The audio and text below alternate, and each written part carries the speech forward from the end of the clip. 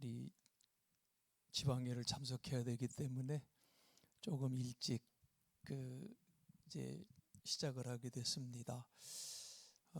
제가 또 맡은 순서가 있어서 2시 반까지 오라고 하는데 갈 수 있을려나 모르겠어요. 오늘 이 시간에는 크리스찬의 삶의 방식, 제가 이제 7번째인데 좀 생각해 보고 싶은 것은 뭐냐면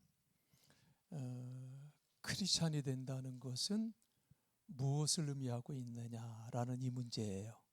크리스찬, 어떻게 여러분 좀 생각해 보셨어요?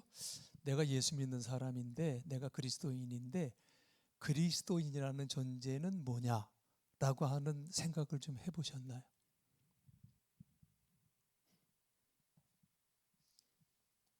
아무도 말씀을 안 하시네. 그 한스 킹이라고 하는 독일의 유명한 신학자가 크리스찬이 된다는 것에 대하여라는 책을 오래전에 썼어요. 1966년도에 쓴 것으로 알고 있는데 700페이지가 넘는 아주 긴 책인데요.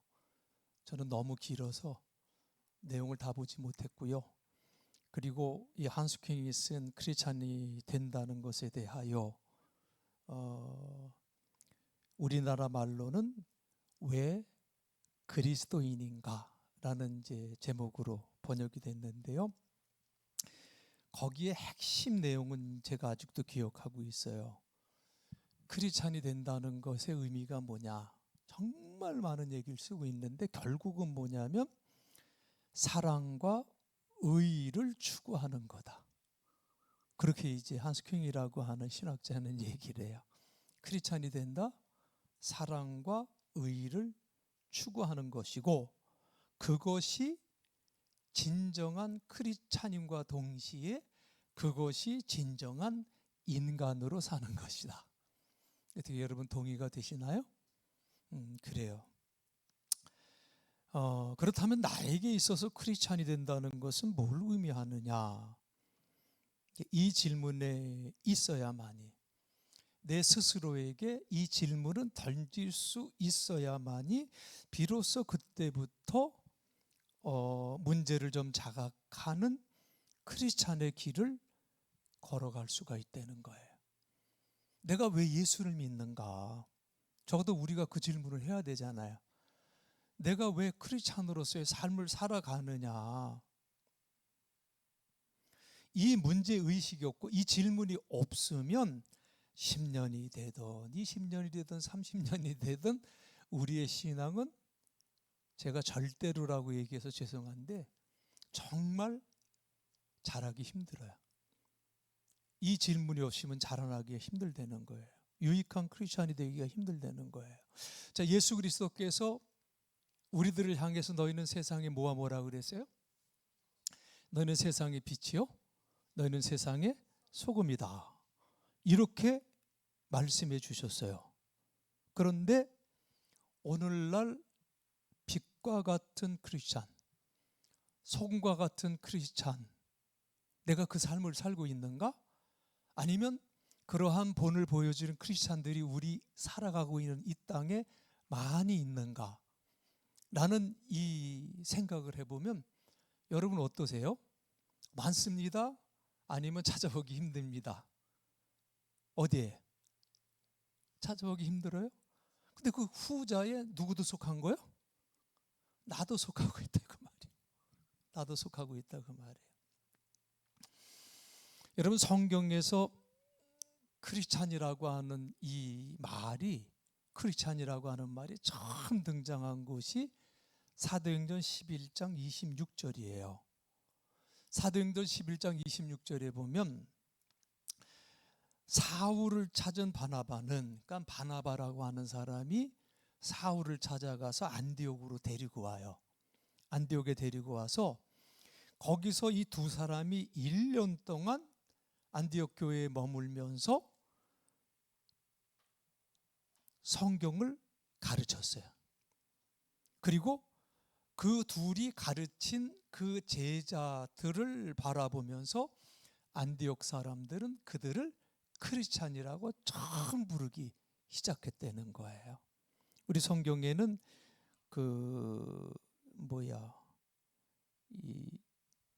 아무튼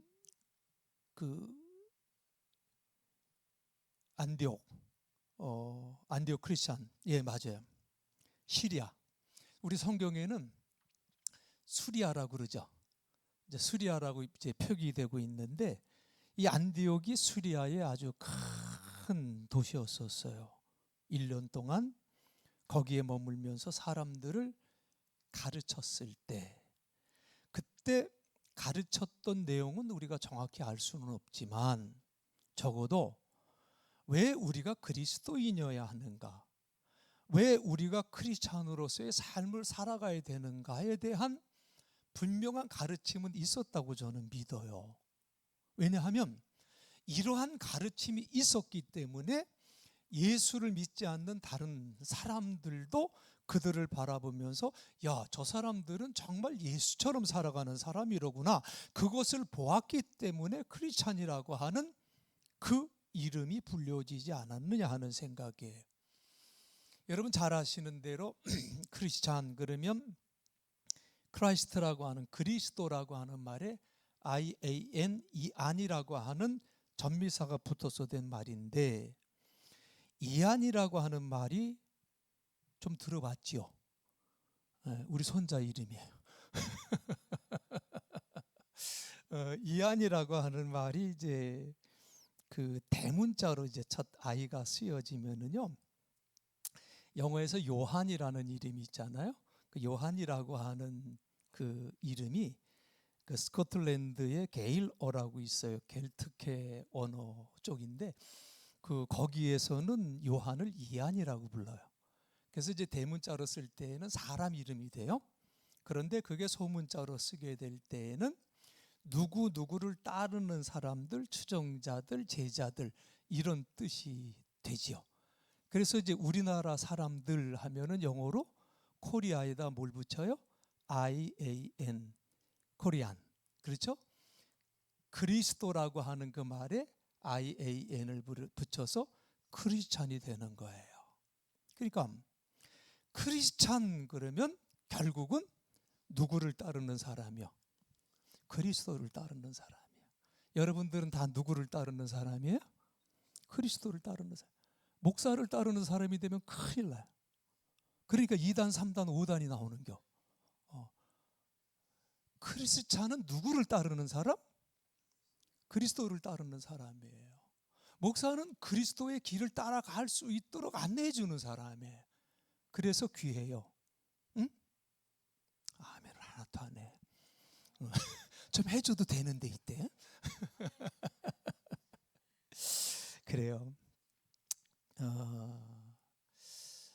이제 사울과 바나바 이 두 사람이 1년 동안 안디옥에 머물면서 열심히 잘 그들을 가르쳤더니 야, 저 사람들은 예수를 따르는 사람들이로구나.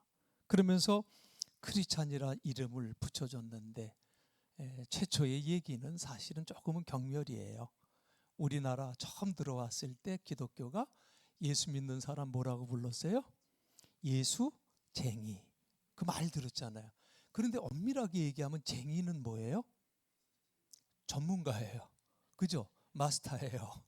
그러니까 예수 잘 믿는 사람이 예수쟁이야. 옛날엔 우리 어른들이 불러줬어요. 그런데 그게 좀 약간 쟁이를 낮춰 부르는 말이 아니냐, 이런 이제 기분 나쁜 생각도 가졌는데, 난 요즘에 무슨 생각이 들으면 우리 예수 믿는 사람 예수쟁이라고 불러줬으면 좋겠다. 이런 생각이 좀 들어요. 정말 예수처럼 사는 사람들이로구나, 이렇게 붙여줬거든요. 다시 말하면 그들의 삶 속에서는 예수의 냄새가 났고 그들의 삶 속에서는 예수의 향기가 났다는 거예요. 한마디로 예수쟁이. 예수 믿는 데 있어서는 아주 철저하고 분명했던 사람들. 그러니까 이 사람들은 자기가 왜 크리스찬이 되었는지 그 이유를 아는 사람들이었다는 거예요. 아마도 이 사람들은 한스킹이 말한 것처럼 사랑과 의의를 추구하며 실천하며 살았던 사람들이었을 것이다. 이렇게 이제 생각해 볼 수가 있고요. 한마디로 이 사람들은 착하고 선하게 살면서 예수의 향기를 풍기며 살아가는 사람들이었다. 그렇죠. 그러니까 저 사람들은 비록 자기 조국에 살 수 없어서 이곳에 피난와서 살고 있지만, 야, 저 사람들은 굉장한 사람들이네. 저 사람들은 이방 사람인데도 본받을 게 많은 사람들이네. 이런 평가를 받았다는 거예요. 그렇죠? 그래서 그 이름이 붙었다는 거예요. 그러니까 우리 이름이 대단한 거야, 아니에요? 그리스도인이라는 게 대단한 거야, 아니에요? 대단한 이름이에요. 응? 그래, 프로페셔널이에요. 그래서 우리가 깨달아야 될 게 뭐냐면, 무슨 값하고 살래요? 사람들이 좀 안 좋아 보이면 무슨 값하고 살래? 이름값하고 살래잖아. 그래, 안 그래? 그 진짜 그 얘기가 우리들 얘기요, 남 얘기가 아니요. 우리 이름값하고 살아야 돼. 우리가 이름이 뭐예요? 우리는 크리스찬이에요. 그 이름값을 하고 살아가야 돼요. 자, 오늘 읽은 베드로전서 본문 말씀에서 우리가 놓쳐서는 안 되는 중요한 메시지가 있는데, 크리스찬으로 산다는 것은 무엇을 의미하는가에 대한 질문이에요. 14절 말씀에 보면 그리스도의 이름 때문에, 그리고 16절에 보면 그리스도인이라는 이유로라는 이런 말씀이 이렇게 나오고 있어요. 그러니까 그리스도인인 것이기 때문에 그리스도인이라고 하는 이유로. 이 말이 무슨 뜻인가 하면, 크리스찬으로서 이 세상을 살아간다는 것은 결코 별 의미 없는 삶을 사는 게 아니라고 하는 것을 얘기해요. 크리스찬으로 산다는 것을 사람들이 너무 쉽게 생각해요. 그저 아무 고민도 없이, 아무 노력도 없이, 하나님이 나를 용서해 주셨지, 십자가 보혈의 공로만 믿으면 내가 구원받았대지, 값싼 은혜예요. 여기만 빠져 있고, 그리고 내가 그 은혜를 받았으면, 내가 그리스도인이 되었으면 내가 어떻게 살아가야 될 것인가에 대한 고민이 없다고 말이에요. 그래서 크리스찬으로 산다고 하는 것은 내가 생각하는 것 그 이상의 것이라고 하는 것을 우리가 늘 기억하자고 하는 거예요. 그런데 우리가 이 베드로전서를 읽으면서 잊지 말아야 될 게 뭐냐면요, 지금 이 편지를 읽고 있는 사람들이 누구예요? 우리가 이걸 항상 잊지 말자는 거예요. 베드로가 이 편지를 썼고 이 편지를 읽고 있었던 사람들은 다 평안해서 잘 먹고 잘 살고 있던 사람들 아니잖아요. 그렇죠? 디아스포라 크리스찬이라고 그랬어요. 예수 그리스도를 믿는 그 믿음을 지키기 위해서 조국을 떠나서 타 민족권 안에 들어와 있어요. 타 문화권 안에 들어가 있어요. 거기서 힘들게 살아가고 있는 사람들, 더군다나 오늘 죽을까 내일 죽을까, 오늘 핍박을 받을까 내일 핍박을 받을까, 정말 그걸 항상 염두에 두고 살아갔던 그러한 사람들이에요. 전에도 말씀드렸지만은 로마 대화제 이후에 네로 황제가 말이죠, 크리스찬들에게 그 죄를 그냥 화제에 대해서 그걸 그냥 넘겨버리고 대대적인 박해를 가하고 있었던 그때에 지금 이 성경 말씀을 흩어져 살고 있는, 소아시아에서 흩어져 살고 있었던 크리스찬들이 그 박해의 시대에 이 말씀을 읽고 있었다고 하는 것, 이걸 잊지 말자는 거예요. 절박한 위기 속에 있는 이 디아스포라 크리스찬들에게 지금 베드로가 어떤 질문을 하냐면, 자, 권사님 어떠세요? 내가 너무 힘들어. 오늘 죽을지 내일 죽을지 몰라. 그럴 때 정말 위로의 말을 해주고 소망의 말을 해주면 얼마나 좋겠어. 그죠? 그런데 위로의 말을 주고 소망의 말을 해주는 게 아니라 무엇을 얘기하냐면, 내가 지금 그리스도인인데 네가 지금 그리스도인으로 살아가는 것이 무슨 의미인지 생각을 하고 살아가느냐라는 이 질문을 던지는 거예요. 그 박해의 시간에. 그래서 13절 말씀에 보면 그리스도의 고난에 우리가 참여하고요, 14절에 보면 그리스도의 이름 때문에 우리가 치욕을 받고요. 16절에 보면 그리스도인이라는 이유로 내가 고난을 받고, 19절에 보면 하나님의 뜻에 따라 고난받는 사람들이라고 자기를 말하잖아요. 그죠? 그러니까 이 디아스포라 크리스찬들이라고 해서 사실은 우리와 완전히 차원이 다른 인간이었느냐? 아니잖아요. 오늘 우리와 크게 다를 게 없는 똑같은 심성들을 갖고 있는 공통된 마음들을 갖고 살아가는 사람들이었었어요.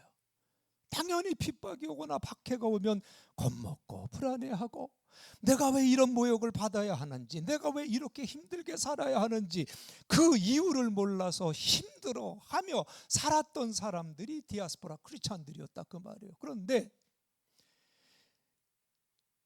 우리와 좀도 다를 것이 없는 그러한 사람들,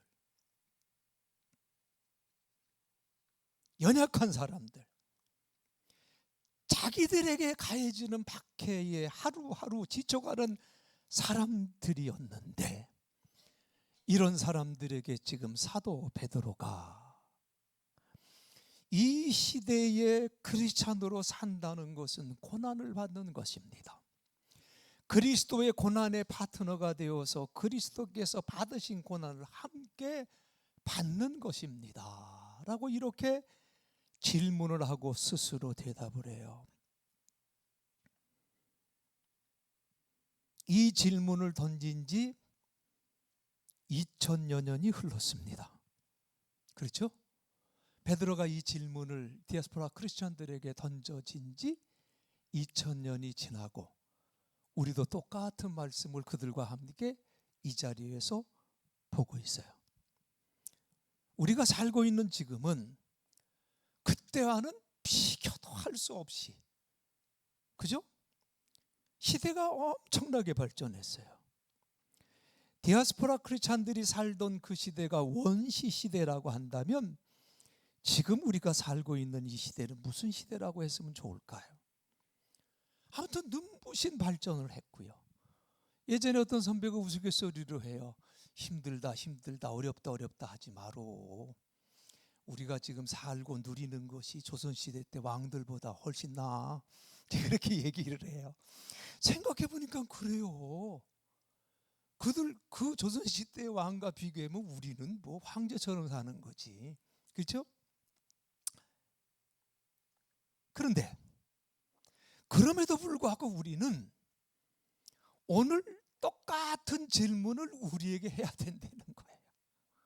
똑같은 질문을 내게 해야 된다는 거예요. 과연 그 시대의 사람들은 그 질문 앞에서 그 질문을 어떻게 해석을 했는가를 생각해 보면서 오늘 우리 시대에 내가 크리스찬으로 산다는 것은 과연 무엇을 의미하는가, 이 질문에 우리가 대답을 하며 살아가야 된다는 거예요.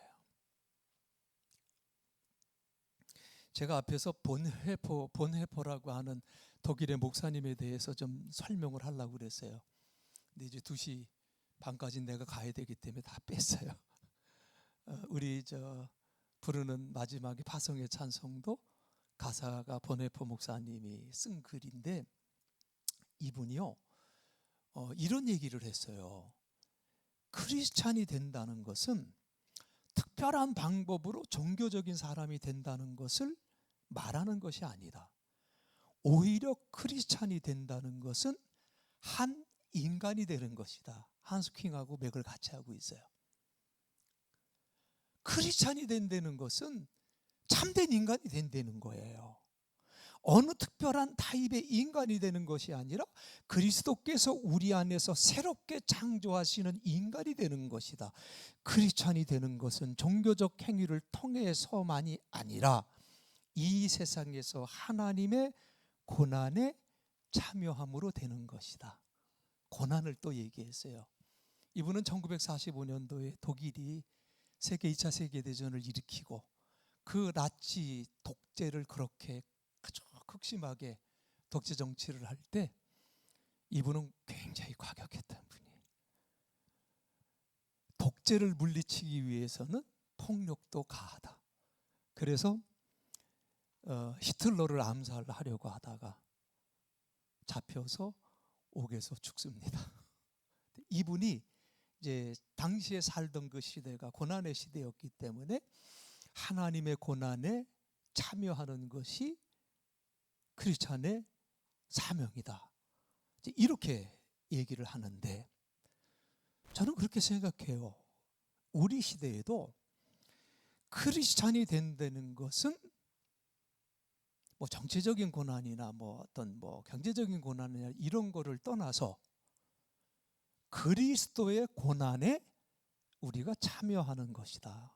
오늘의 시대에도.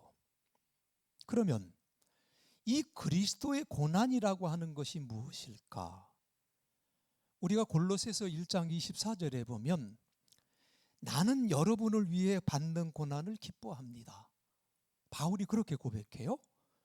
자신의 몸인 교회를 위해 그리스도께서 겪으셔야 할 고난의 남은 부분을 내가 겪을 수 있으니 그것을 기쁨으로 견뎌냅니다. 사도 바울이 그렇게 고백을 했습니다. 여러분, 바울은요, 자기가 복음을 전파하면서 겪는 고난을 이렇게 새롭게 해석을 했어요. 바울은 그리스도의 몸인 교회를 통해서 지금도 예수 그리스도의 고난이 계속되고 있다고 하는 것을 믿었다는 거예요. 그리고 내가 복음을 전파하기 위해서 고난받는 것은 그 그리스도의 고난에 참여하는 것이다. 여러분, 초대교회와 중세기의 교회 그리고 현대교회의 역사를 살펴보면요, 교회의 역사는요, 이 말씀과는 정반대로 흘러왔어요. 교회는 고난받는 공동체로 남아 있어야 되는데 교회는 영광을 받고 섬김을 받는 교회로 남으려고 온갖 비성서적인 일까지도 감행을 해왔어요. 그래서 중세 종교개혁이 일어나게 된 거고요. 아무튼 교회가 섬김의 공동체가 되기를 거절하고 섬김 받는 공동체가 되는 순간부터 생명을 잃기 시작했다는 거예요. 제가 오래전에 엘리자베스 요한나 쉐핑에 대한 말씀을 드리면서 그녀가 남긴 마지막 말을 제가 말씀을 드렸었는데 혹시 기억하나 모르겠어요. 엘리자베스 쉐핑, 우리나라 선교사 이름으로는 서서평이 맞을 거예요. 맞죠? 서서평, 예, 쉐핑, 서서평 선교사. 그분이 마지막 남겼던, 그가 마지막 그 이제 임종을 했을 때 그의 침상에 이렇게 걸려 있었던 말, 평생에 자기의 신조로 삼고 살았던 말, not success but service. 그 삶의 철학이 뭐였느냐? 그리스도인으로서의 자기의 삶의 자세는 뭐냐? 성공이 아니라 섬김입니다. 나는 성공을 위해서 달려온 게 아니고 나는 섬김을 위해서 여기까지 왔습니다. 이 삶의 기준을 성과가 아니라 사랑과 헌신에 두자는 다짐의 말이었고, 또 그 쉐핑, 그 서서평 선교사는 평생 그 정신으로 살아가면서 이 땅에서 순교했던 분이었다. 그런데 우리 믿음의 선지인들은 그렇게 살았는데 오늘 우리들은 과연 어떠냐, 그 말이에요. 가만히 생각해 보면 저부터라도 정말 이 그리스도의 정신을 얼마나 많이 버리고 살아가고 있느냐, 우리가 정말 심각하게 생각해 봐야 돼요. 섬김을 거절하고 성공을 꿈꾸는 이 시대 속에서 내가 어떻게 결단하고 살아가야 되느냐. 보네포가 그런 말을 했는데 하나만 더 소개할게요. 행복을 추구하지 말고 하나님을 추구하라. 그대가 하나님만 추구한다면 행복을 얻을 것이다. 즉 하나님께서 약속하신 행복을 얻게 될 것이다. 무슨 말이에요? 너는 그 나라와 그 일을 어떻게 구하래요? 먼저 구하라 말이요. 그죠? 먼저 하나님을 추구하려는 거예요. 그러면 그 다음 것은 어떻게 된대요? 더하여 주시리라. 하나님을 추구하면 행복을 얻게 될 것이다. 그래요.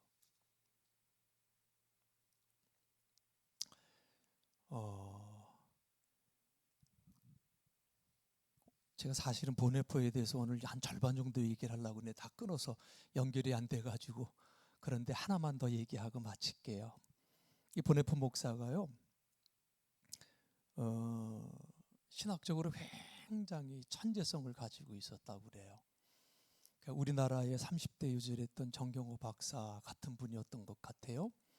이제 그거를 이제 미국의 유니언 신학교의 폴 레만이라고 하는 학자가 그거를 이제 캐치를 하고, 너 독일에 있으면 죽는다. 곧 이제 죽게 되니까 미국으로 건너와라. 그래서 우리 미국 유니언 신학교에 있으면서 강의를 좀 해달라. 그래서 보네포 목사님을 미국으로 초대를 해요.